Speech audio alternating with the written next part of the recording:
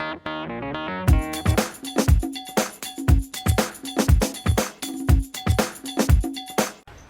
today is the 22nd. It's been 4 days with our Scuppernong wine.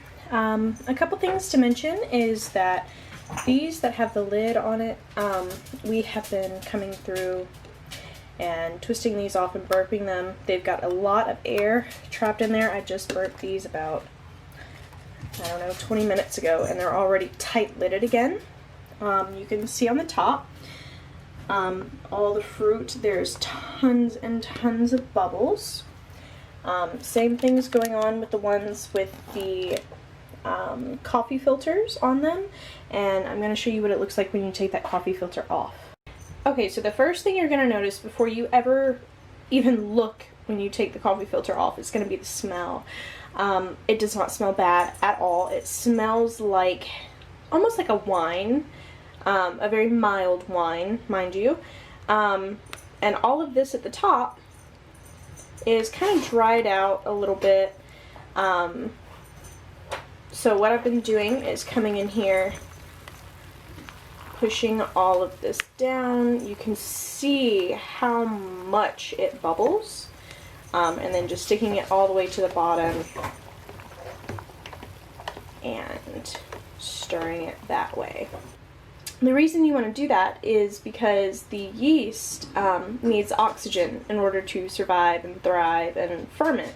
And when all of this builds up at the top, you saw how dry it was, it creates almost like a lid.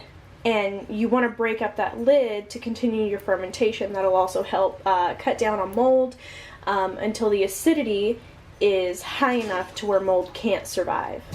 Now I'm just going to go through and do the same exact process with these. All of these really, even the ones that are completely closed. And I'll show you when I'm done.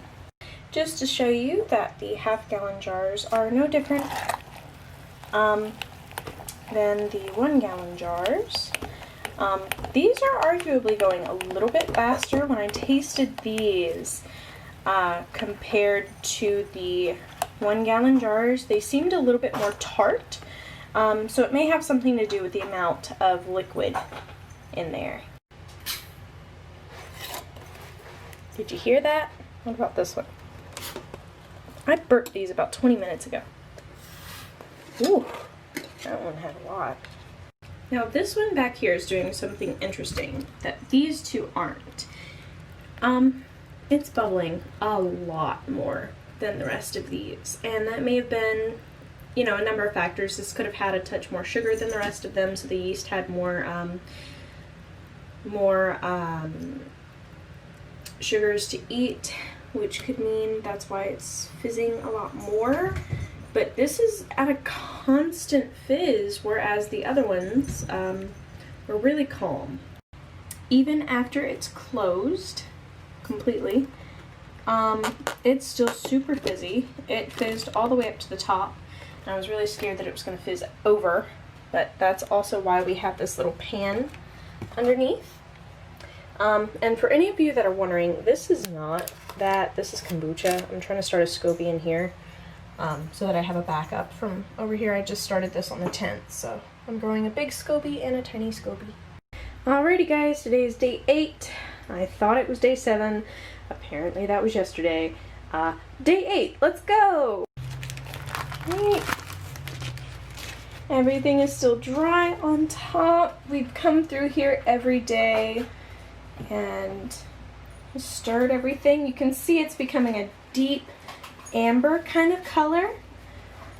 They're all pretty much this color except for the ones that are closed completely with the lid. You can see a little bit of a difference, but that may also be because one is half of the amount. Right, you can see the carbonation.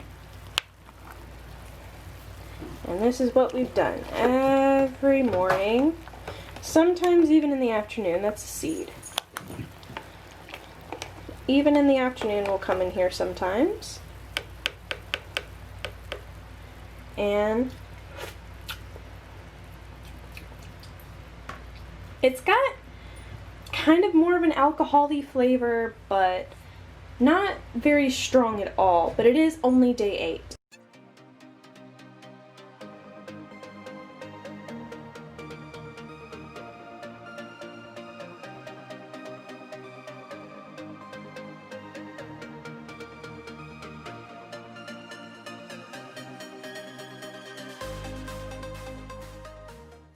Alright, here comes the fizz.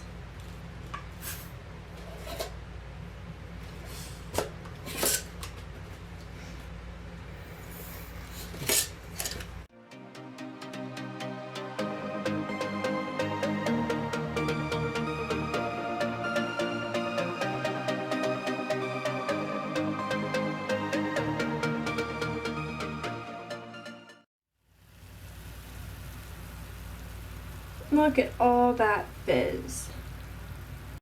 Alright, so that was day 8 of the process. I think I might take this video to day 10 and upload it in batches like that.